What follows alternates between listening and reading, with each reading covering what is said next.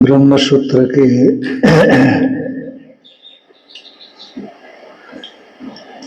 देवता अधिकरण पर विचार चल रहा था।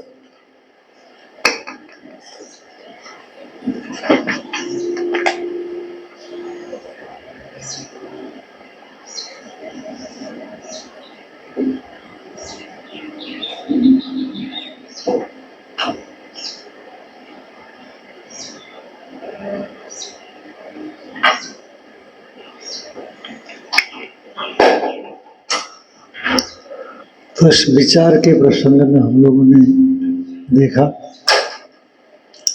कि देवताओं को भी कर्म में अधिकार, ज्ञान में अधिकार, कर्म में नहीं, ज्ञान में अधिकार देवताओं को भी होता है, क्योंकि सत्तत्व, अर्थित्व इत्यादि देवताओं में भी है, बताया गया।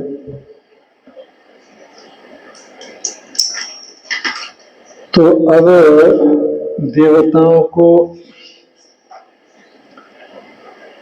ज्ञान में अधिकार बताया है ना, और साथ में पहले तो शंका ये हो गई थी कि देवता लोग कैसे ज्ञान में अधिकारी बनेंगे। श्रवण के लिए श्रोत्रादि की आवश्यकता है ज्ञान में,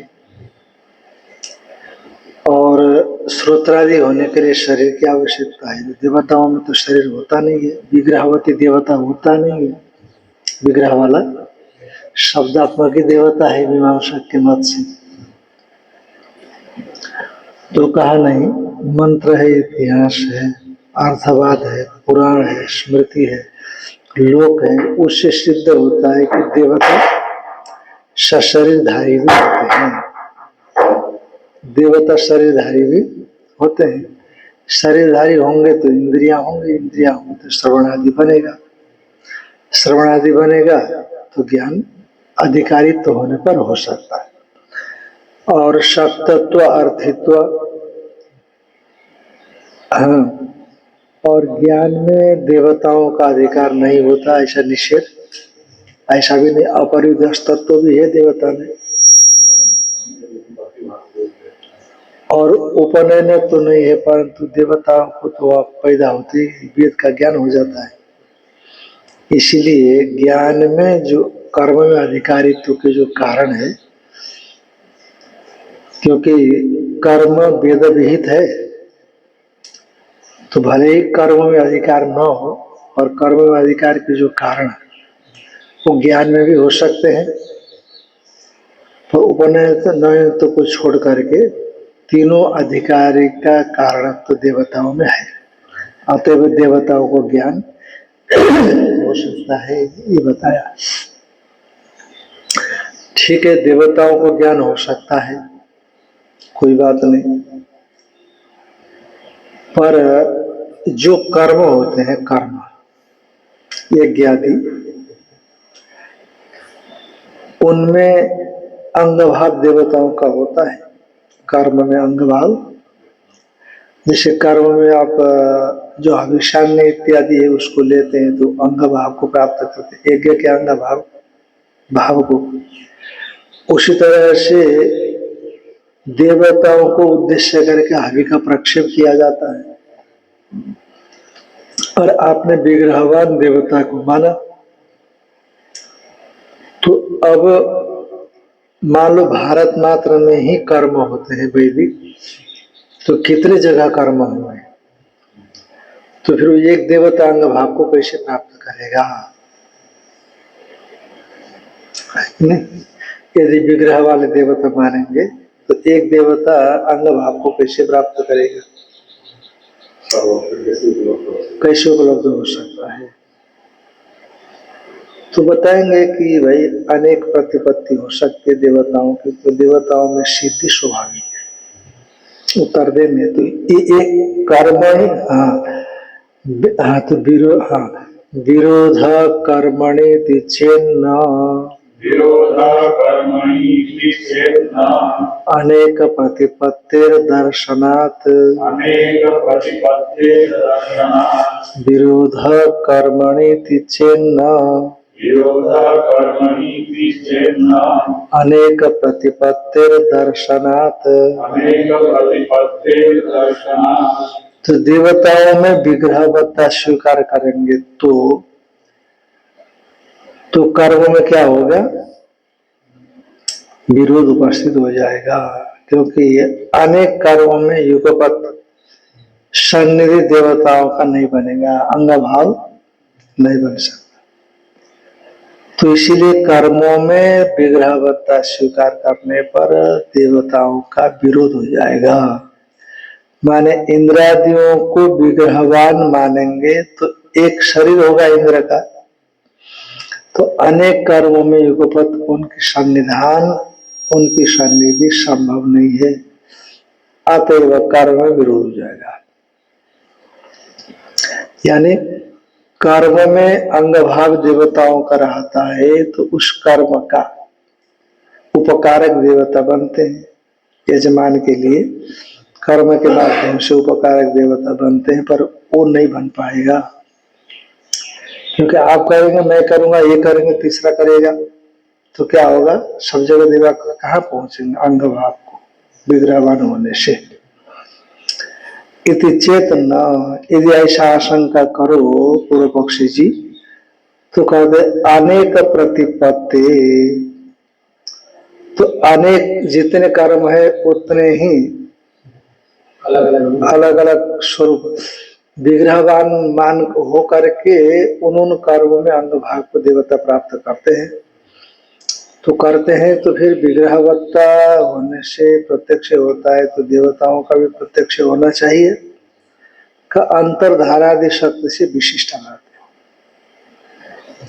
होने पर भी उनमें क्या होता है, अंतर ध्यान की शक्ति उनमें है, इसलिए दूसरे से ओझल रहते हो, दूसरे से ओझल रहते। अंतर ध्यान हो गए का मतलब क्या है, ओझल हो गए दूसरे से, अब दूसरा नहीं देख सकता है, तो उन शक्ति से विशिष्ट होते हैं। दर्शनाथ, क्योंकि ऐसा ही शास्त्रों में देखा भी गया है। कैसे देखा गया है कि बृहदारण्यक उपनिषद में आप पढ़ चुके हो, साकल्य याज्ञवल्क्य के संवाद में, कि कितने देवता है, त्रयश्चत्री च शता च त्रयश्चत्री च, त्रयश्चत्री च शता च त्रयश्चत्री च सहस्रा च, माने 3 अधिक 300, 3 अधिक 3000, त्रयश्चत्री च शता, त्रयाधिक 300 माने 303, और त्रयश्चत्री च सहस्रा माने 3 अधिक 3 सहस्रा, 3003 और 303, तो 3306 ऐसी संख्या हो गई। त्रयश्चत्री शता, त्रिशता माने 300, त्रय माने 3, तो 303, और त्रयश्चत्री सहस्रा माने 3003, तो 3003 303 कितने हो गए, 3306। तो देवता इतने बताए गए कि कतेव देवा याज्ञवल्क्य, कितने देवता है याज्ञवल्क्य, त्रयश्चत्री शता त्रयश्चत्री सहस्रा। फिर पूछा कितने देवता है याज्ञवल्क्य, फिर 33 बता दिया, त्रयत्रिंशत्वेव देवा, क्योंकि उसमें 11 रुद्र है, 8 वसु है, 12 आदित्य है, इंद्र और प्रजापति है कि नहीं। 8 वसु 11 रुद्र, कितने हो गए, 19, 11 और 8 19, 12 आदित्य, 31 इंद्र प्रजापति 33 हो गए। तो इसलिए कितने देवता है? पर 3306 में से पूछा गया कितने देवता है, उनको 33 में अंतर्भाव कर दिया। 33 है देवता। फिर पूछा गया कितने देवता है कि नहीं? तो वहां पर कितना बताया? 6 बताया क्या? ऐसे कुछ बताया। अंतिम में बताया कि एक ही प्राण देवता है, उसी प्राण देवता का फैलाव है। जैसे सप्तशती में आता है ना, शुभ या निशुभ भगवती को चुनौती देता है, ये जो शक्तियों के माध्यम से तो अहंकार करके बैठी है, मैं देखता हूं तेरे को। तो भगवती ने कहा अरे क्या देखेगा तुम, ये शक्ति नहीं हूं। इसलिए संपूर्ण शक्ति को भगवती अपने स्थान में समाहित करती है, अकेले रह जाती। ऐसे वो सप्तशती में आता है। सप्तशती चामुंडा है ना, चामुंडा है जो शुंभ निशुंभ को मारने वाली कौन है? चामुंडा है। महेश को मारने वाली महिषासुर मर्दिनी है। तो वो संपूर्ण शक्तियों को अपने एक स्तन में ही वो समाहित कर रही थी। तो कहने का मतलब वो जो शक्तियां थी इन्हीं का विस्तार थी, भगवती का विस्तार थी, और भगवती ने उनको समेट लिया। उसे एक प्राण का ही विस्तार संपूर्ण देवता थे, और जब उनको समेट लेता है तो प्राण अद्वितीय ही अकेला ही रह जाता है। तो इस प्रकार से देवताओं का फैलाव और देवताओं का संकोचन देखा गया।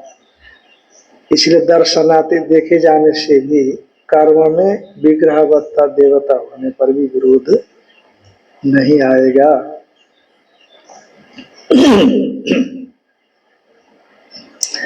स्याद तत्, ठीक है आपने जो कहा।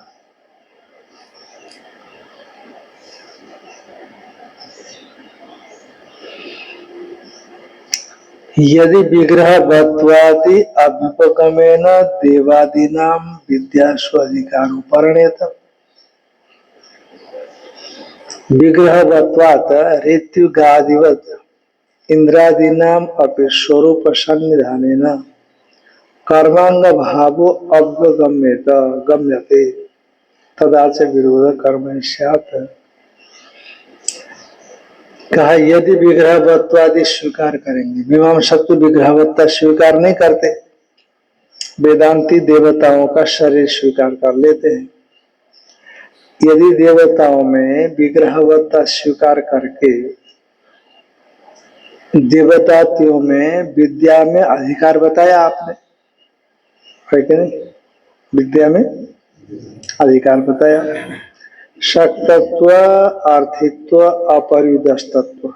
शक्तत्व माने उसका शरीर में शरीर है, असामर्थ्य भी है। हाँ, तो इसीलिए ज्ञान होने में ये शरीर इत्यादि इंद्रिय इत्यादि चाहिए। इसीलिए आपने वहां विग्रहवत्ता बताई थी। इसलिए विग्रहवत्वादि अभ्युपगमेन, विग्रहवत्व स्वीकार करके देवादीनां विद्यासु अधिकारो वर्णेत। देवादियों में विद्या में अधिकार स्वीकार करते हैं आप। तो अब विग्रहवत्ता मान लिया ना अधिकार के लिए, तो उसी विग्रहवत्ता मान करके एक समस्या का समाधान कर दिया आपने, तो उसी विग्रहवत्ता मान करके दूसरी समस्या खड़ी हो गई, साइड इफेक्ट हो गया उसका, है कि नहीं? दवाई तो खा रहे थे आप दर्द कम करने के लिए, पर किडनी खराब कर दिया, लीवर खराब कर दिया। पेन किलर खाते हैं ना पेन को कम करने के लिए, और साइड इफेक्ट कर दिया उसने। विग्रहवत्ता देवता का माना आपने ज्ञान के लिए, और साइड इफेक्ट क्या हो गया? कर्म में विरोध आ गया। विग्रहवत्ता होने से कर्म में विरोध है। विग्रहवत्वात् ऋत्युगादिवत, जैसे ऋत्विक है, और ऋत्विक बेचारा क्या करेगा?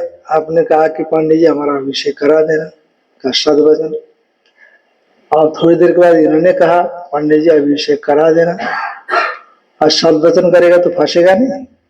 एक का लाभ अच्छे दोनों का है, अभिषेक। इसीलिए पंडित इनके पास जाएगा तो इनके पास नहीं जा सकता। तो इसीलिए विग्रहवत्वात् ऋत्विगादिवत, ये ऋत्विगादिवत का मतलब ये है, ऋत्विक जैसे एक कर्म में जाएगा तो दूसरे कर्मांग नहीं बनता, उसी तरह से इंद्रादिनाम अपनी स्वरूप सन्निधान कर्मांग भाव गम्यता, यानी जैसे कर्मांग भाव ऋत्विक बनता है स्वरूप सन्निधान से, माने शरीर के सहित, तो ऋत्विगादि के समान इंद्रादि भी स्वरूप सन्निधान से कर्मांग बनेंगे। विग्रहवत्ता जैसे ऋत्विक में है उसी तरह से देवताओं में भी है। जैसे ऋत्विक कर्मांग भाव बनता है एक में, उसी तरह से इंद्रिय देवता भी कर्मांग भाव बनते हैं एक में। और भिन्न काल के, एक काल तो पड़ ही जाएगा, दुनिया में इतने लोग हैं कर्म यज्ञ करने वाले, भिन्न भिन्न काल में तो ऋतु जैसे कर्मांग भाव बनता है उसी तरह से इंद्रिय भी बनेंगे। अरे तो भिन्न काल क्या ढूंढेंगे, सभी तो मुहूर्त ही ढूंढते हैं, यज्ञ करना हो तो मुहूर्त ढूंढते हैं। हाँ, एक साल कईयों चल रहे होते हैं, तो कर्मानुभाव कैसे बनेंगे विग्रह वाले। इसलिए पंडित जी भी हाथ खड़े कर देते हैं। पंडित जी भी क्या करते हैं, जब 2-3 जजमान आ जाते हैं तो हाथ खड़े कर देते हैं कि नहीं वहां हम वचनबद्ध हैं। नहीं, कभी छोटी दक्षिणा में भी करना पड़ता है, वचन दे दिया है तो छोटी दक्षिणा में भी कर लेते हैं। तो कर्मांग भावो तदाचक विरोध कर्म, ऐसा मानने पर कर्म में क्या होगा, देवता दियों का कर्म जो है विग्रहवत्ता मानने पर कर्म में अंग भाव में विरोध हो जाएगा। कर्म निष्ठा क्यों ही, क्योंकि नहीं इंद्रादि नाम स्वरूप सन्निधान यागे अंग भाव दृश्य थे।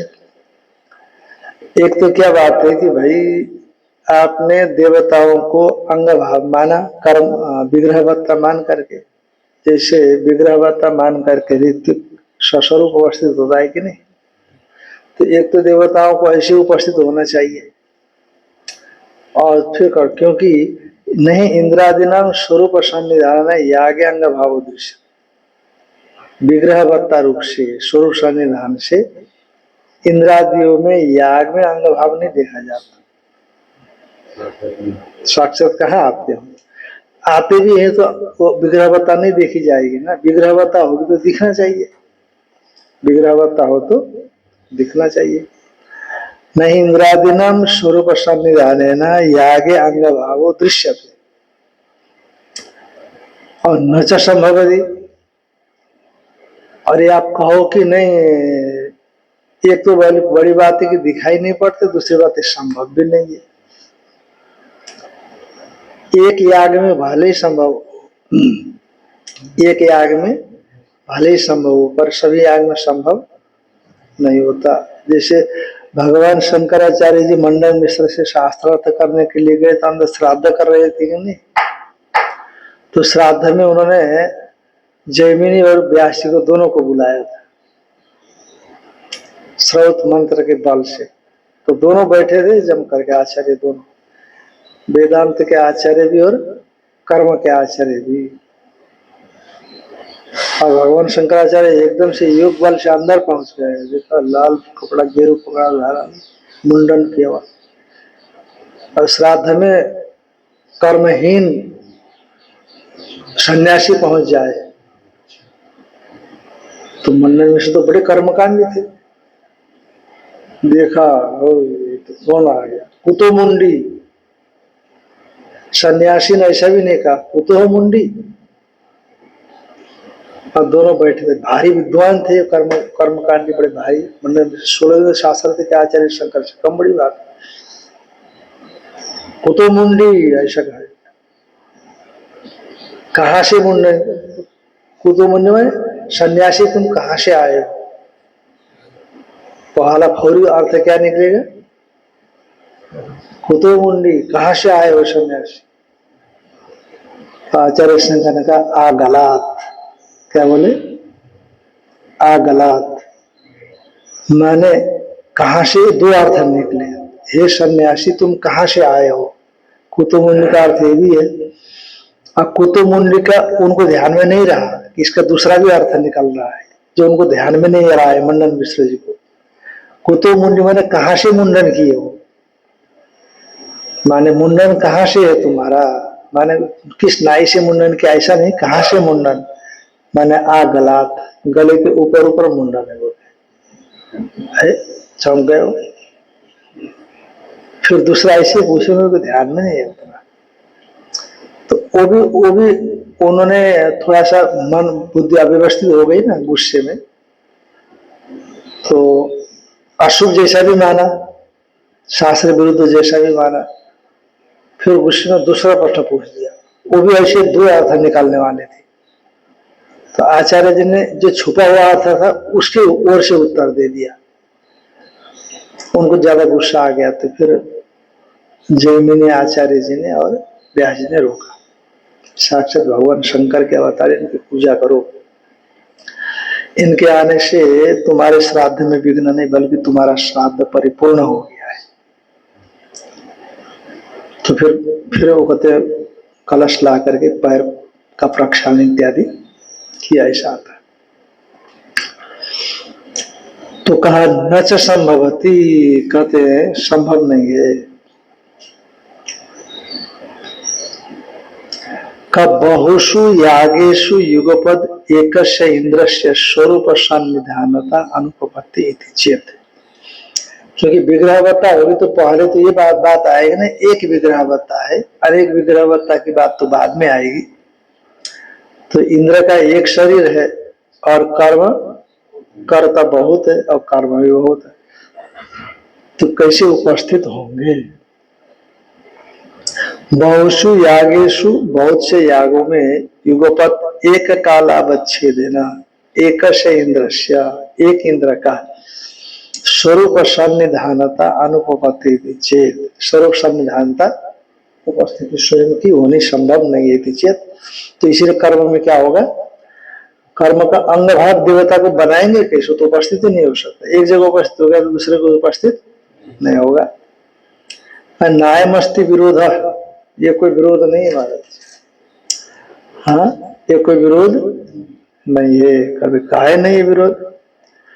अनेक प्रतिपत्ति है, अरे देवता अनेक रूप को धारण कर लेता है, हाँ देवता अनेक रूप धारण कर लेता है। शायद यहीं पर आया है, योगी बहुत रूप धारण कर लेता है, योगी बहुत रूप। जैसे मान लो योग सूत्र में कहीं पर आता है कि अब जैसे मान लो योगी का ज्ञान हो गया, वेदांती भी योगी भी ज्ञान हो गया और शरीर रुग्ण हो ही जाता है साधना करते करते कितने बार। अब शरीर रुग्ण हो गया तो उसको शरीर छोड़ने की इच्छा होगी, प्रारब्ध बचा हुआ है, प्रारब्ध बचा हुआ है और शरीर छोड़ने की इच्छा हो गई, जैसे कि उनको हो गया था अपने तोतापुर जी को, जब वह बीमार हो गए थे ना, तो एकदम निर्विकल्पक समाधि में चले जाते थे। जब पेट में ऐठन हो गई, मरोड़ आंव पड़ गया, क्या बोलते हैं आंव, आंव को क्या बोलते हैं, पेचिस, पेचिस बोलते हैं इंग्लिश में, पेचिस हो गया, भयंकर पेचिस हो गया, भारी पानी होता है बंगाल का। तो अच्छा रामकृष्ण परमहंस देव जी के आकर्षण से रुक गए थे वहां पर, उनके भक्ति के आकर्षण को देख करके, ज्ञानी थे पर भक्ति का आकर्षण हो गया, मानो सुखदेव जी की तरह।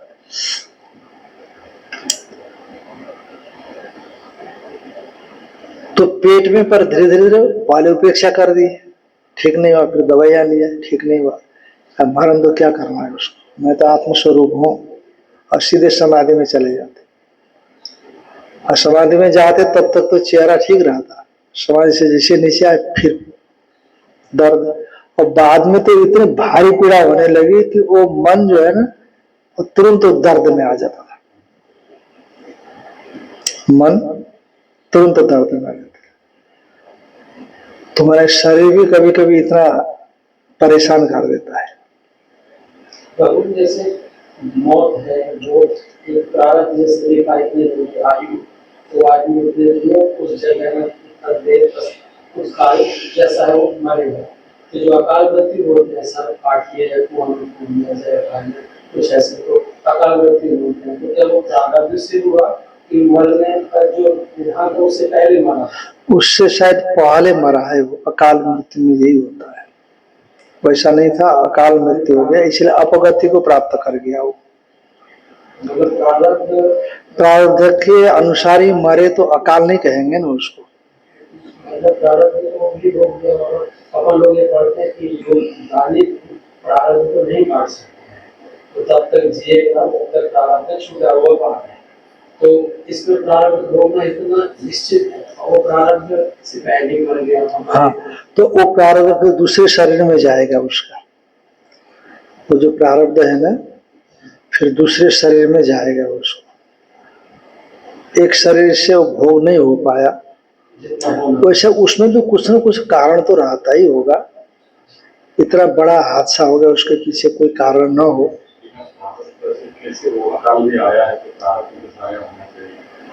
नहीं, प्रारब्धवश कहेंगे तो अकाली नहीं कहा जाएगा, कालवश हुआ है, माने प्रारब्ध जो होता है। हाँ, इसे एकदम से उसको वो नहीं कह सकते। प्रारब्ध का अधीन होगा तो अकाल मृत्यु क्यों बोलेंगे?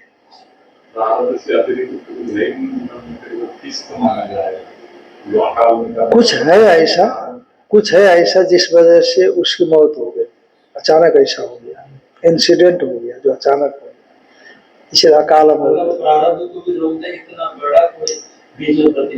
कोई रहा होगा, ऐसा मानना पड़ेगा। अकाल अपगति बोलते हैं ना, अपगति तो खैर, अपगति का मतलब होता है कि नीचे के योनि में चला गया वो बात।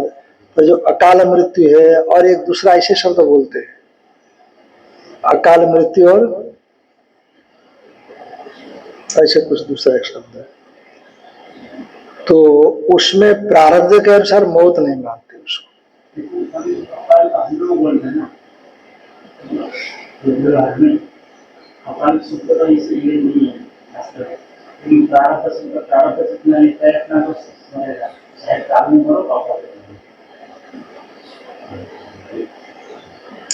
हाँ, कुछ है, इस विषय में थोड़ा विचार करना चाहिए।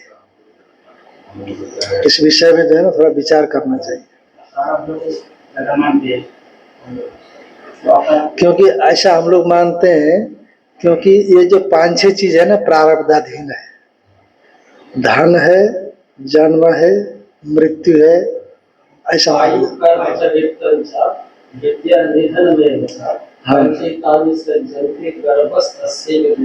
तो वो प्रारब्ध हो गया। ये 5 प्रारब्ध की अपेक्षा है। तो ये अकाल मृत्यु के विषय में मेरे को भी संशय है थोड़ा, इसीलिए इसको विचार करना चाहिए। अकाल शब्द तो समझिए वो सापेक्षिक हमारे साथ हमारे ही हो जाता है, क्योंकि वो हमें पता है कि 100 साल जीना है, 50 साल जीना है, लेकिन इससे पहले ही मर गए।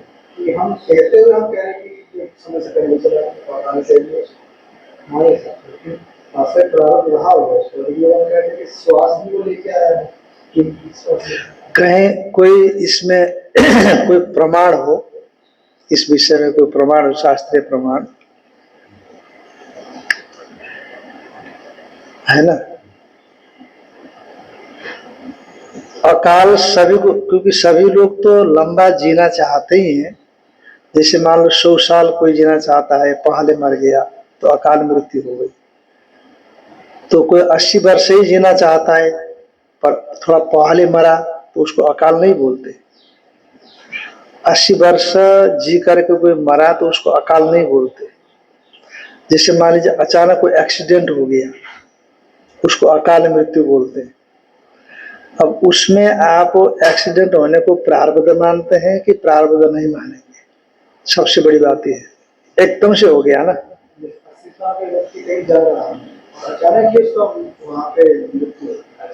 उसको भी अकाल कदाचित बोल सकते हैं, उसको भी बोल सकते हैं, कदाचित अकाल बोलेंगे। हाँ हाँ हाँ भगवान एक तरफा सोच रहे हैं, भारत उसका भी तो है जो एक्सीडेंट करने वाला है, उसके हाथ से भी तो मारने का प्रावधान, उसके भी तो लिखा हुआ है कि उसके हाथ से। अच्छा, दूसरी बात क्या होती है कि निधन प्रारब्धाधीन है, ये माना जाता है। निधन है ना, इसीलिए निधन जब प्रारब्धाधीन है, कर्माधीन है, तो प्रारब्धाधीन हो गया। तो फिर अकाल क्या चीज है ना। अब ठीक है, यदि यही है अकाल जो आप कह रहे हो कि हम अपेक्षा रखते हैं कि लंबा जी अचानक हो जाता है तो अकाल मृत्यु है। हाँ, और या कोई दूसरा समाधान है, और दूसरा समाधान हमको नजर नहीं आ रही है अभी। पर अकाल मृत्यु के विषय में संतों ने कुछ कुछ बोला है। तो जब जन्म देते हैं तो प्रसिद्ध हाँ, अकाल मृत्यु हरणम ऐसा कहते हैं। कुछ तो होना चाहिए अकाल मृत्यु के विषय में, कुछ तो है। अब क्या है ये मेरे को भी ध्यान में नहीं है, आप लोग भी ढूंढ लो या कहीं गूगल में ढूंढो ना, कहीं शायद मिल जाए अकाल मृत्यु क्या चीज है। कोई न किसी आचार्य ने किसी ने डलवाया हो, ऐसा भी हो सकता है। पर इसको जरूर आप लोग ढूंढना और मेरे को भी बताना, हम भी देखेंगे। पर हमने इसको कहीं देखा था, ये समस्या हमारे दिमाग में बीच बीच में आती रही है। हमने देखा था और एक जगह महाराज जी ने बोला भी अकाल मृत्यु के विषय में, पर हमको बिल्कुल दिमाग से एकदम से ओझल हो गया, ध्यान में नहीं आया है ना, कहीं पर आया है, बोला भी उन्होंने। और कितनी बार हमारे दिमाग में आता है कि अकाल मृत्यु के विषय में थोड़ा सा चिंतन करने या पता करने शास्त्र में क्या है, पर वो दिमाग से भूल जाता है। चलो, नायम अस्ति विरोध कहते हैं, अनेक यागों में युगपत एक इंद्र के स्वरूप सन्निधि का, हाँ मतलब इंद्र की स्वरूप सन्निधि, एक इंद्र मत लेना, इंद्र की स्वरूप सन्निधि का विरोध, एक इंद्र का तो विरोध है, पर इंद्र का विरोध अनेक इंद्र बन सकते हैं। कस्मात अनेक प्रतिपत्ति, एकस्यापि देवतात्मानो युगपत अनेक स्वरूप प्रतिपत्ति संभवति। अब देखो ना, भगवान की गृहस्थी देखने के लिए नारद जी गए कि नहीं, द्वारका में गए थे, जरा देख तो ले भगवान की गृहस्थी कैसी है। तो एक जगह गए तो बच्चों से खेल रहे थे वो, दूसरी जगह गए तो महिलाओं से, पत्नियों से खेल रहे थे, चौसर खेल रहे थे रुक्मिणी जी के साथ। कहीं सुधर्मा सभा में जो बड़ी बड़ी बातें कर रहे थे, सभा तत्व का निर्णय कर रहे थे, और कहीं माता पिता की सेवा कर रहे थे, कहीं अपने सखाओं से मौज मस्ती कर रहे थे, कहीं पूजा पाठ यज्ञादि में हिस्सा ले रहे थे पत्नियों के साथ मिलकर। तो नारद जी का माथा भरना गया, भरना तो नहीं गया होगा, ऐसे दिखा दिया है। मैंने भगवान का ऐश्वर्य विलक्षण दिखा करके चकित हो गए ऐसा। मैंने नहीं तो नारद जी नहीं जानते थे काय व्यूह की रचना होती है, ऐसा नारद जी को भी पता रहा होगा, लेकिन एक आश्चर्य दिखा दिया ग्रंथकार ने। तो एकस्यापि देवतात्मन युगपत अनेक स्वरूप प्रतिपत्ति संभवती, एक देवता में भी युगपत एक साथ अनेक स्वरूप का धारण करना संभव है। कथम ये तद अवगम्यते, ये आप कैसे जान रहे हैं, आपने कह दिया ऐसे ही थोड़ी हो गया, कोई प्रमाण तो होना चाहिए ना शास्त्र में। आप जो बोल रहे हो वो शास्त्रीय है कि नहीं है।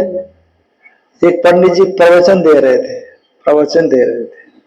तो न्यायिक गुरु जी ने सुन लिया, तो आकर के अपने आसन पर बैठ करके न्याय पढ़ाते समय छात्रों से बोलते हैं, बताओ कैसे भाषण देते हैं लोग, ना अति व्याप्ति देखने ना व्याप्ति देखने, असंभव दोष देखना, धनाधड़ बोलते ही चले जा रहे हैं।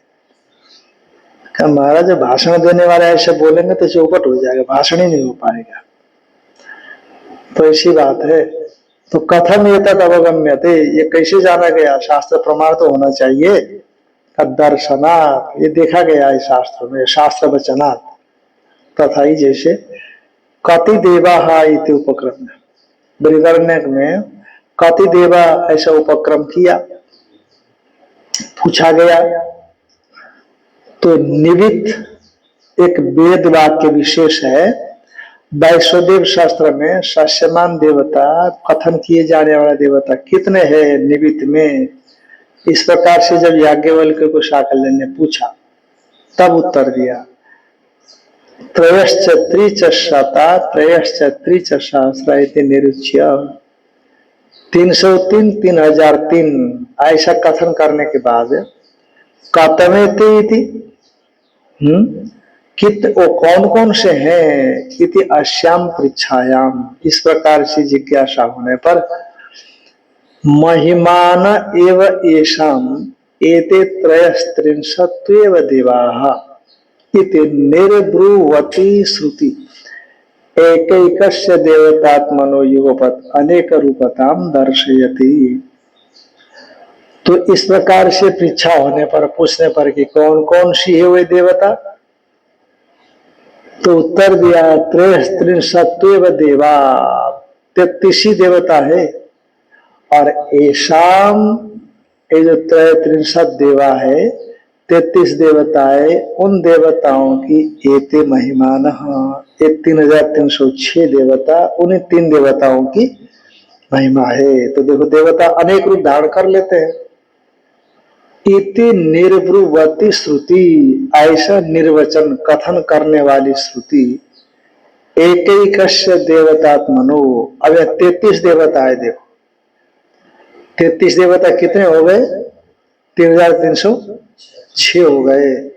ऐसा कथन करने वाली श्रुति एकैकस्य देवतात्मनो, एक एक देवताओं का युगपत अनेक रूपताम दर्शयति, एक कालावच्छेदेन अनेक रूपता को दिखाते। और 33 देवता है, उनका 3306 है। अब मान लो 33 को निकाल दो आप, 33 को निकाल देंगे तो 73 हो जाएगा, और ये छोड़ जाओगे तो 79 हो जाएगा। तो 3207 और 9, क्या बोलते हैं, 89, 79, 3279 ये देवता हो गए। और ये 33 से भाग दीजिए, है कि नहीं, 33 से भाग देना, डिवाइड करना। अब 33 से डिवाइड करेंगे तो कितने हो जाएंगे, हाँ? 33 से 3000 करेंगे तो 100 तो हो ही जाएंगे। 3300 हो गया है ना, 100 से थोड़ा नीचे हो जाएंगे, हाँ हाँ, 90 के आसपास, 90-95 के बीच में कुछ होता होगा। तो मैंने एक देवता 90 देवता का रूप धारण कर लिया, या 95 के आसपास धारण कर लिया, है कि नहीं? और नहीं भाई, हाँ ठीक है ना, 90 × 10 900 हो गया ना, तो 9 × 2700 हो गया, और 5 जोड़ देंगे तो 95 के आसपास। एक देवता ने 95 रूप धारण कर लिया, श्रुतिकारी। तो त्रयस्त्रिंशत्वेव देवा, माने 33 देवता है। और एशाम एते महिमाना, एशाम ये 33 देवताओं की ये महिमा है। कौन? 3306, और स्वयं को भी गिना जाएगा ना। इति निर्ब्रुवती श्रुति, ऐसा निर्वचन करने वाली श्रुति एकैकस्य देवतात्मनो, एक एक देवताओं को युगपत अनेक रूपताम दर्शयति, अनेक रूपता को श्रुति दिखलाती है। हाँ, वो मैं कह रहा था जैसे ज्ञान तो हो गया, पर अब शरीर का प्रारब्ध शेष है। तोतापुर जी का दृष्टांत देते हुए हम बीच में छोड़ दिए। ऐसे ज्ञान हो गया, और अब ये जो ज्ञान होने के बाद प्रारब्ध है अभी मान लो 50 साल का, अब वो सिद्धि यदि हमारे पास है कि काय व्यूह की रचना करने वाली, तो हम काय व्यूह की रचना करेंगे। शरीर की इंद्रियों सब आपका प्रकृति पर नियंत्रण है, ध्यान में आएगी नहीं? जैसे जैसे आप संकल्प करते चले जाएंगे, प्रकृति वैसा करती चली जाएगी आपके लिए, आपके संकल्प से। शरीर धारण कर लिया, वहां इंद्रिया भी आ गई, मन भी आ गया। पर एक विशेषता उसमें ये होती है, कहते हैं कि जो ये मूल है ना संकल्प करने वाला मूल मन, वो मूल मन ये जितने भी 10 शरीर बना लिए, 15 शरीर, 20 शरीर, अरे 2 शरीर बना सकता है तो 100 भी बना सकता है कि नहीं? ये 2 बनाएगा तो 100 भी बना लेगा। तो इसीलिए वो जितने भी शरीर बनाए उसमें जैसे जैसे हमारा ढांचा है और इसके भीतर में जो लिंग शरीर है, जैसे व्यवहार हम करते हैं वैसे वो भी व्यवहार करेगा। फिर क्या करता है, देख लिया उसने कि इतने प्रारब्ध है 50 साल का, तो बांट करके उन शरीरों में डाल देगा। और बांट करके शरीर में 50 साल का है ना, 5 शरीर बना दिया 10 साल, 10 शरीर बना दिया तो 5 साल, 10 पंचे 50, तो फिर उसको भोग कर लेगा और इधर उधर घूमेगा भी, पर यहां से कंट्रोल चलेगा उसका सभी का। सूर्य रश्मि गणानि वह, जैसे रश्मि गणों को सूरज नियंत्रण कर लेता है उसी तरह से यहाँ से उनका नियंत्रण। और जैसे ही उसको अब कर्म का पूरा हो गया तो उनको सब कुछ समेट लेता है। तो जैसे आज जो शरीर बना दिया और योगी में, और उसको 10 साल बाद उस व्यक्ति से वहां मिलना है, सत्संग करना, 10 साल बाद तत्काल में उस काल में, और फिर आज वो 10 शरीर से वो सत्संग रूपी नित्य प्रारंभ हो गया। हाँ करेगा ना, सत्संग करेगा वो। 10 साल में आएगा वो चीज, कौन से क्या आएगा 10 साल में? 10 साल बाद वहाँ वो घटना घटेगी उसकी, कोई चीज उस शरीर के साथ। उसने 10 शरीर कर लिया और जल्दी भोग करके अपना काम पूरा करना चाहते हैं, फिर वो 10 साल बाद वो घटना घटती है, तो आज उस घटना को भी मतलब अपने लिए तो ठीक है, दूसरे का भी प्रारब्ध को अपने पास मिल जाए। दूसरे का प्रारब्ध कहाँ से लाया? दूसरे से मिलेगा ना वो उसके साथ। अरे ज्ञानी है ये, सामान्य थोड़ी है, ज्ञानी भी सिद्ध भी है। अरे मैं ज्ञानी हूँ, मैं सिद्ध हूँ, मैंने 10 शरीर बना लिए और मैंने देख लिया इस शरीर में क्या क्या कर्म है। अब तो सब बाध्यता निवृत्ति से चलेगा ना। क्या है यानी जो अनेक जन्म में पार करेगा तो क्या करा, क्या रह गया? यानी कि अनेक जन्म में पार करेगा। अरे किसने बताया ऐसा? ये प्रसंग ही नहीं चल रहा अनेक जन्म का, क्या समझाने बैठे हो? अरे कमाल है भाई, अनेक जन्म का कहाँ रह गया? अब वो समझाने के लिए आए, बिना समझे ही।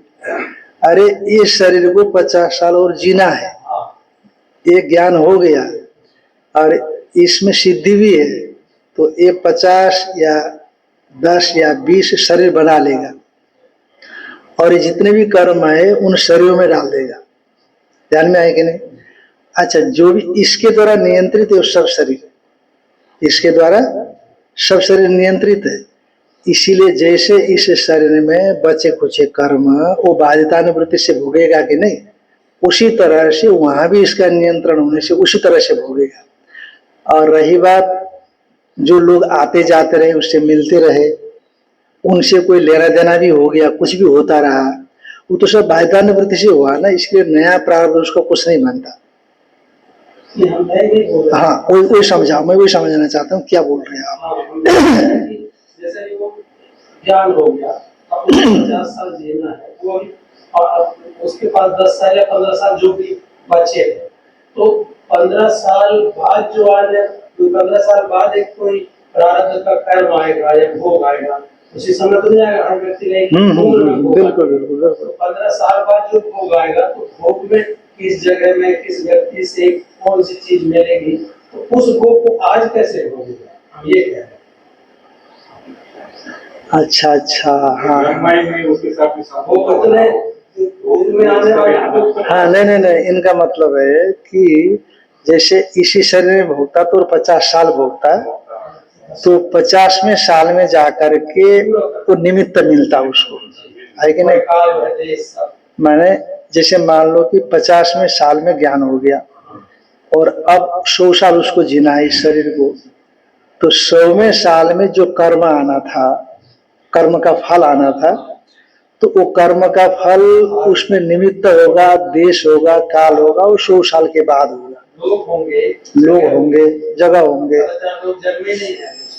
जिससे उसको मिलना है। हाँ जन्म नहीं हुआ जिसके साथ उसका संबंध बनना है। अब योग प्रभाव से हो जाता है, ऐसे कुछ समझ लो, है कि नहीं? योग प्रभाव से, हाँ, क्योंकि वो बाधित तो हो ही गया है। अब इसके लिए तो यथार्थ चाहिए ना। जो व्यक्ति अज्ञानी है व्यवहार में, उसके लिए देश काल निमित्त पूरा यथार्थ चाहिए। अब इसके लिए तो क्या ज्ञान हो ही गया है और सब बाह्यतानुवृत्ति से होनी है। ये बहुत ठीक है, आपका सवाल ठीक है आपका। तो वो देश काल निमित्त, क्योंकि तो पहले हो गया नहीं है, ये तो पहले हो गया है। अब जब पहले हो गया है तो वो काल आना चाहिए। तो समझ लो यही काल है इसका, ध्यान में आएगा नहीं। इसका देश काल जो है ना, इस प्रकार के कर्मों का यही है इसका। नहीं होते तो जिस काल में हो उसके सब नहीं, ऐसा समझ लो कि कार्यान्वय है प्रारब्ध। प्रारब्ध हमेशा कार्यान्वय होता है। तो इसके जो 50 साल के कर्म बचे हुए थे, उन कर्मों का फल भोगते समय जो देश काल निमित्त होने थे वो इसी प्रकार के थे। इसीलिए वो जो 50 साल बाद में जो होना था ना, उसको 50 साल पहले ही होना था कि इसी प्रकार के वो कर्म थे। इसलिए मान लो कि 10 ही साल या 5 साल जीने के लिए ज्यादा शरीर का निर्माण किया उसने, तो उन कर्मों को वही 5 साल के भीतर में मिलने वाले देश काल निमित्त से फल मिलना था। तो फल मिल करके फिर समेट लेगा उसको, अपने शरीर को। भाई ये प्रारब्ध के विषय में तो कार्यान्वय है ना, ये कार्य के अनुसार आप अनुमान करेंगे उसको, तो ऐसा होगा। आप क्या कह रहे थे? इसमें एक विचार ये भी हो सकता है, जैसे पहले ना पाप क्रिया के अंतर्गत 6-7 बर्तन एक साथ ऊपर थे। अब हम यहाँ विलक्षणता की बात कर रहे हैं कि योगी में विशिष्ट विलक्षणता होती है। तो उस क्रिया के अंतर्गत होता था कि जो सबसे नीचे बर्तन होता था वो बाद में उसके अंदर जो रखा बाद में पकता था, सबसे ऊपर वाला बर्तन उसमें जो रखा वो सबसे पहले पकता है। ये अब सामान्य क्रिया में ऐसा देखा नहीं जाता, लेकिन वो कुछ ऐसा विशिष्ट प्रकार का बर्तन बनाया गया है कि सबसे ऊपर वाली चीजें पहले पकते हैं। हालांकि पकनी वो बाद में चाहिए, लेकिन नीचे वाली चीज पहले पकनी चाहिए। तो इस तरह से वो योगी जो है, हो सकता है उसका कार्य तो उसका ही है, उसने ही भोग करवाना है, तो वो उस तरह के निमित्त निर्माण भी कर सकता है। है तो सारा जगह काल्पनिक की मानसिक की योगी के दृष्टिकोण से। अब वो मानसिक योग भी अगर उसने करना है तो नहीं, देखो देश काल निमित्त जो होता है ना, ईश्वर निर्मित होता है। ईश्वर निर्मित है वो, ये भी एक कल्पना बन सकती है। पर ये कि 50 साल बाद में होने वाली जो चीज है उसको यहाँ यदि लाता है तो वो संबंधित व्यक्ति जो 50 साल के बाद उसके साथ मिलकर के भोग होना था उसका, जो अज्ञानी का, हाँ ये कल्पना करके ला सकता है वो। पर अज्ञानी का भोग अभी होना, ये थोड़ा दिक्कत होती है। उसकी वजह हम ये कल्पना कर ले कि उसके जो कर्म शिष्ट थे 50 साल वाले, वो इसी प्रकार के थे कि 5 साल के भीतर में भोग सकते हैं देश काल निमित्त को लेकर के। तो हमारा पूर्व का विरोध भी नहीं आएगा, ऐसा मानना ठीक है। और जिसमें विरोध ना आवे हमारे शास्त्र की दृष्टि से, उस प्रकार की कल्पना उचित है। ऐसा कितना है कर लिया आपने? वही है 95 के आसपास होना चाहिए। हाँ हाँ हाँ, 279 वो माइनस करना 3,306 में से माइनस करके जो बचेगा उसको वो 95 के आसपास होगा। स्वामी जी छोड़ो उसको, क्या करना आपने को। इतना पता लग गया कि 1 के बराबर 90-95 के आसपास कितना, 33 माइनस करना पड़ेगा 3,306 में से।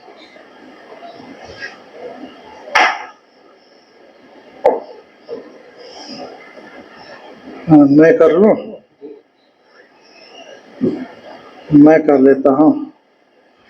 देखो 33 है ना कि युगपत अनेक स्वरूप प्रतिपत्ति इति निर्ब्रुवती श्रुति एकैकस्य देवतात्मनो युगपत अनेक रूपतां दर्शयति तथा त्रयस्त्रिंशतोपि षडांतर भाव क्रमेण। और जो 33 देवताएं होगी 6 के भीतर में अंतर्भुक्त होते हैं, है ना। वो 6 कौन कौन से देखो, पहले नीचे गिना दिया है। वो 3306 तो नहीं गिनाए हैं कौन कौन देवता है। और 33 में 8 वसु, 11 रुद्र, 12 आदित्य, इंद्र प्रजापति, 31 हो गए, 33 हो गए। और 33 देवताओं में जो 6 में अंतर्भुक्त होते हैं, ये अग्नि है, पृथ्वी है, वायु है, अंतरिक्ष है, आदित्य है, द्युलोक है, ये 6। तो षडांतर भाव क्रमेण, क्रम से कतम एक देव इति, तो एक देवता कौन है, ये 6 का एक में अंतर्भाव हो गया। तो प्राणिति, प्राणिक रूपताम देवानाम दर्शयंती, ये श्रुति का विशेषण है। प्रारूप एक देवता को दिखाती हुई श्रुति, तस्यैव एकस्य प्राणस्य युगपत् अनेक रूपताम दर्शयति, उसी एक प्राण देवता को क्या करती है, अनेक रूपता में दिखा देती है। इसीलिए देवता ये भाव को प्राप्त कर सकते हैं, इसीलिए भले ही भिन्न भिन्न जगह पर कर्म हो रहा हो, पर एक देवता उसमें अंग भाव को प्राप्त अनेक शरीरों को धारण करके कर सकता है। तथा स्मृतिरपि, तो स्मृति उसी प्रकार की है। आत्मनो वै शरीराणि बहूनि भरतर्षभ, योगी कुर्याद बलम प्राप्य तैश्च सर्वैर् महिंश्चरेत्, महिंचरेत् प्राप्नुयाद विषयान् कैश्चित् कैश्चित् उग्रम तपश्चरेत् संक्षिपेच्च पुनस्तानि सूर्यो रश्मिगणान् इव। अब ये जो है कहीं पर लिखा है कि आत्मनो वै शरीराणि बहूनि भरतर्षभ, भरतर्षभ हे भारतवर्ष में श्रेष्ठ, ये दिया है क्या, कहाँ कहा है, आप लोगों की पुस्तक में दिया है? नहीं, ये जो दूसरी पुस्तक आपके में दिया है क्या? ये जो श्लोक में पढ़ रहा हूं दिया है? नहीं दिया, नहीं। श्लोक दिया पर कहाँ का है ये नहीं दिया है। ये शायद महाभारत का कहीं का हो सकता है, महाभारत का कहीं का हो सकता है ये।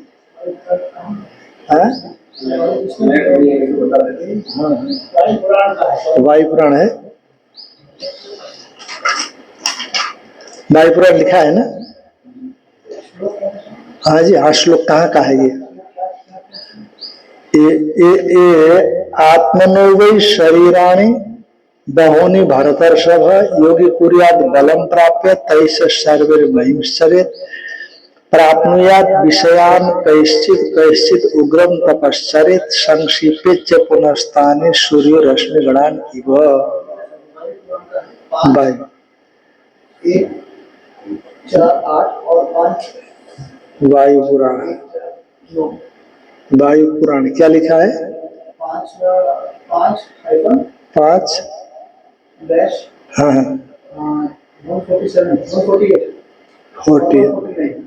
149। हाँ जी, ये ठीक है। तो कहने का आशय क्या है कि आत्मनो वै शरीराणि, अपने शरीरों को, हे भरतर्षभ, अब कोई वहां पर होगा भरतवंशी, उसको संबोधन किया जा रहा है, हे भरतर्षभ, अपना योगी जो है, आत्मनो शरीराणि बहूनि, अपना जो एक शरीर है उस एक शरीर को बहूनि शरीराणि योगी कुर्यात बलम प्राप्त, बल माने सिद्धि को प्राप्त करके योगी अपना शरीर को अनेक शरीर, बहुत शरीर बनाता है।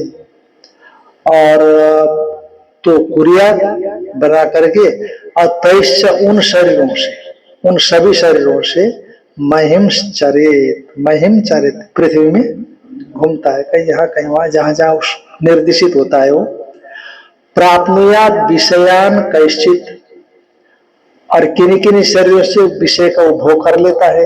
कुछ कर्म ऐसे भी होंगे जिसमें विषय भोगने वाले कर्म भी होंगे।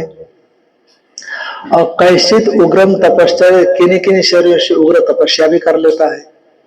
और संक्षिप्त पुनस्तानी, और उन सबको क्या करता है बाद में संक्षिप्त कर लेता है। तो यहाँ तो स्पष्ट नहीं दिया, पर कहीं मैंने पढ़ा है कि वो जो मूल होता है ना, मूल मुख्य एक शरीर जो पहले था, उस शरीर में जो मन था, उस मन से सभी को कंट्रोल करता है। रिमोट से ड्रोन चलाए कोई व्यक्ति यहाँ बैठ करके ना, तो जैसे रिमोट से उनको कंट्रोल कर लेता है, उसी तरह उसको कंट्रोल कर लेता है। जो वशिष्ठ ने वो भी पश्चिम का आता है, अनेकों शरीर बना हाँ हाँ हाँ, ऐसा आता है। तो सूर्य रश्मि गणानि व, जैसे सूर्यास्त होता है तो सूर्य अपनी रश्मियों को समाहित कर लेता है, उसी तरह से इति एवं जातीय का प्राप्त अणिमादि ऐश्वर्याणाम, इस प्रकार की जो श्रुतियां हैं वह जिन्होंने अणिमादि ऐश्वर्य को प्राप्त कर लिया है, अणिमा लगिमा शैव, हाँ, अणिमा लगिमा चैव, अणिमा महिमा चैव लगिमा, ये ऊपर का टीका की लास्ट पंक्ति है। अणिमा महिमा चैव लगिमा प्राप्ति ऋषिता प्राकाम्यम च वशित्वं च यत्र काम वशायिता इति अष्ट ऐश्वर्याणि। अणिमा माने अत्यंत सूक्ष्म होना, महिमा माने बड़ा होना, लगिमा माने अत्यंत हल्का हो जाना, और प्राप्ति, प्राप्ति माने यहाँ बैठे बैठे बहुत दूर तक को प्राप्त कर लेना। प्राप्ति का मतलब क्या है? अंगुली के द्वारा चंद्र स्पर्श, ये प्राप्ति है। जैसे उनका आता है ना उदासीन के आचार्य का, श्री चंद्र जी का आता है कुछ ऐसा करके, किसी को पकड़ या किसी दूसरे उनके आचार्य का आता है, तो अंगुली से चंद्र स्पर्श, चंद्रमा का स्पर्श करते हैं अंगुली से, ऐसी सिद्धि होती है। ईशिता माने सृष्टि शक्ति, प्राकाम्य माने इच्छा का अभिघात कहीं भी नहीं होता, वशित्व माने नियमन शक्ति, और संकल्प मात्र से इष्ट लाभ, यत्र कामा वशायिता, इतने ये विशेष अष्ट सिद्धि जिसको होती है उसको ये होता है। तो कहा कि इति एवं जातीय का प्राप्त अणिमादि ऐश्वर्याणाम योगिनाम अपि युगपत अनेक शरीर युगम दर्शयति। अब युगपत मतलब अणिमादि ऐश्वर्य को प्राप्त योगी में ये सिद्धि देखी जाती है। वो तो देवता है, देवताओं में तो सिद्धि अपने आप हो जाती है। किम वक्तव्यम आजान सिद्धानाम देवानाम, जो जन्म सिद्ध देवता है जिसने बाद में सिद्धि प्राप्त की, ऐसे योगी में तो ऐसी विशेषताएं देखी जाती है। फिर जो जन्म सिद्ध है देवता, उनके विषय में इन सिद्धियों को लेकर को तो कहना ही क्या है। आजान सिद्धाराम का मतलब जन्मन से ही सिद्धि को जो प्राप्त किए हुए हैं। अनेक रूप प्रतिपत्ति संभवाच्य, एक देवता बहुभी रूप ही आत्मान प्रविभज्य, इसलिए अनेक रूप अनेक स्वरूपता की प्रतिपत्ति संभव होने से एक एक देवता बहुत रूपों से आत्मान प्रविभज्य, अपने आप को विभाजित करके, बहुषु यागेशु युगपत अंग भावम गच्छति थी, बहुत यागों में अंग भाव को प्राप्त कर सकते हैं एक ही देवता, और उनके पास सिद्धि है, जानते हैं कौन कर्म कर रहा है कौन कर्म नहीं कर रहा है। कहा फिर क्यों नहीं दिखते? कहते परेश्च न दृश्यते, और वो जो उनका अंग भाव दूसरों के द्वारा नहीं दिखाई देता। क्यों?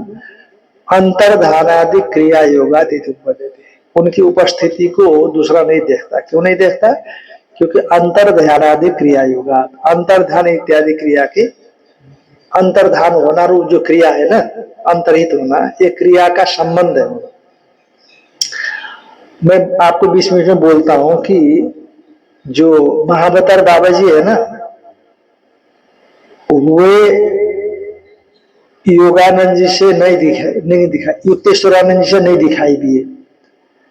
अब जैसे यहाँ से निकल रहे थे, युक्तेश्वर जी यहाँ से निकल रहे थे, तो बाबा जी वहीं दीवार पर पहुंच गए थे, गेट पर पहुंच गए थे। तो उधर से धूप आ रही थी, तो धूप के ओट में छिप गए, तो इनको दिखाई नहीं पड़े। तो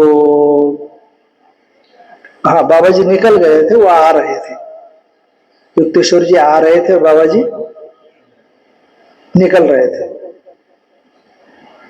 तो फिर किसी काम से वापस युक्तेश्वर जी आए, तो कहा अरे बाबा जी तो जा रहे थे, मिले नहीं? कहा नहीं। तो फिर जब कभी दर्शन हुए तब पूछा, तो उन्होंने कहा मैं धूप की ओट में छुपा हुआ था। कहा धूप में तो दिखाई पड़ता है, तो नहीं, योगी में सामर्थ्य होता है, ऐसा उनके जीवन में आता है। तो अंतर ध्यानादि क्रिया पद्धति, अनेक प्रतिपत्तिर दर्शनात् इति अस्य अपरा व्याख्या। अनेक प्रतिपत्तिर दर्शनात् की दूसरी भी व्याख्या है। अभी एक व्याख्या तो कर दी, अनेक रूपों को धारण कर लेते हैं, इसलिए अनेक कर्मों में एक अंग भाव को प्राप्त देवता कर लेते हैं, ये बता दिया। तो अनेक प्रतिपत्तिर दर्शनात् इति इसका दूसरी व्याख्या है कि विग्रहवताम अपि कर्मांग भावचोदनाशु अनेका प्रतिपत्तिर दृश्यते। भले ही देवताओं का विग्रहवत्ता हो, तो विग्रहवताम अपि देवता नाम कर्मांग भाव माने जिन विधि बोधित कर्मों में, जिन विधियों के द्वारा बोधित कर्मों में हवनीय द्रव्यों को ग्रहण करने वाले देवता की उपस्थिति मानी जाती है, ऐसे जो विधि बोधित कर्म है उन कर्मों में तो कर्मांग भाव बोधक यानी देवता हवनीय द्रव्य के ग्राहक रूप से अंग भाव को प्राप्त करते हैं। जिन कर्मों में विधि वाक्यों में, विधियों में, ऐसे कर्मांग भाव बोधक विधियों में विग्रहवताम अपि देवता नाम, जो विग्रहशाली देवता है उनका अनेका प्रतिपत्तिर दृश्यते, माने अनेक कर्म में युगपत अंग भाव एक देवता की भी देखी जाती है। एक देवता की भी अनेक कर्म में अनेका प्रतिपत्तिर दृश्यते, अनेक उनमें विधि वाक्यों में कर्मों में एक देवता की भी अनेक रूप से, अनेक कर्मों में एक देवता की भी अंग भाव देखी जाती है। एक देवता, पहले तो देवता अलग अलग कर्मों में अलग अलग हो गए, पर यहाँ एक ही देवता अनेक कर्मों में भी अंग भाव को प्राप्त कर सकते हैं। कहते कैसे? कहा क्वचित एकोपि विग्रहवान अनेकत्र युगपत अंग भावम गच्छति। दृष्टांत से, लौकिक दृष्टांत से समझाते हैं। कहीं के ऊपर एक विग्रह वाला है, अकेला रहता है, वह भी अनेकत्र युगपत अंग भावम न गच्छति, अनेक में युगपत अंग भाव को प्राप्त नहीं करता। एक अनेक में अंग भाव को प्राप्त नहीं करता। जैसे कि बहुत से लोग एक ब्राह्मण को खिलाना चाहेंगे, तो बहुतों में अकेला ब्राह्मण अंग भाव को नहीं प्राप्त करता। एक तो खिलाएगा, दो खिलाएगा, बहुत नहीं खिला सकते है ना, अनेक अंग भाव को प्राप्त नहीं करता। पर एक ब्राह्मण को अनेक लोग एक साथ प्रणाम कर सकते हैं, है कि नहीं?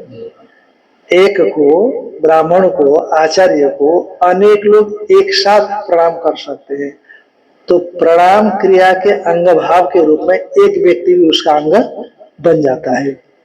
तो उसी तरह से क्वचित एकोपि विग्रहवान, एक विग्रह वाला भी अनेकत्र अनेक में युगपत अंग भाव को प्राप्त नहीं करता। जैसे यथा बहुभिर भोजयद्भिर, बहुत खिलाने वाले हों, उनके साथ एक ब्राह्मण युगपत नहीं भोज्यते।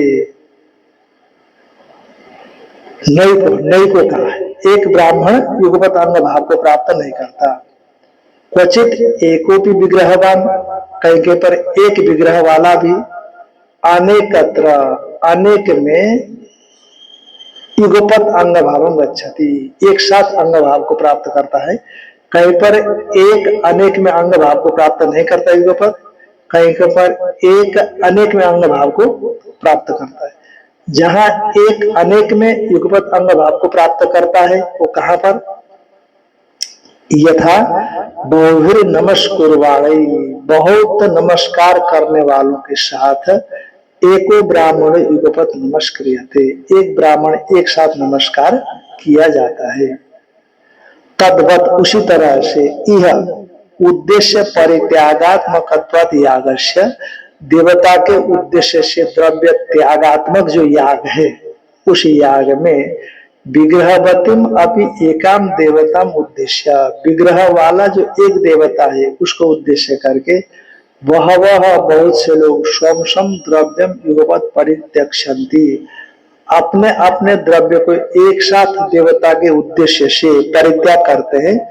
विग्रहवते भी देवतानाम न किंचित कर्मणि विरुद्धते, विग्रह वाला होने पर भी देवता का कर्मों में कुछ भी विरोध नहीं होता। हाँ, वो देख करके ग्रहण कर लेता है, सिद्धि है उसमें, है कि नहीं। जैसे कि वो एक ब्राह्मण अनेक के प्रणाम में अंग भाव को प्राप्त करता है, तो बस, है कि नहीं, एक साथ हो जाता है। जैसे उसी तरह से एक देवता होने पर भी अनेक कर्मों में जो देवता को उद्देश्य करके द्रव्य त्याग किया जाता है, तो उसमें जो विशेषता होने से उस विशेषता के बल पर ही अंग भाव को प्राप्त कर लेता है। इस मंत्र से उसको देते हैं, वो मंत्र उच्चारण करते ही सब जगह उसकी दृष्टि होती है। हाँ, दृष्टि हो जाती है, भले देवता एक हो पर उसकी दृष्टि हो जाती।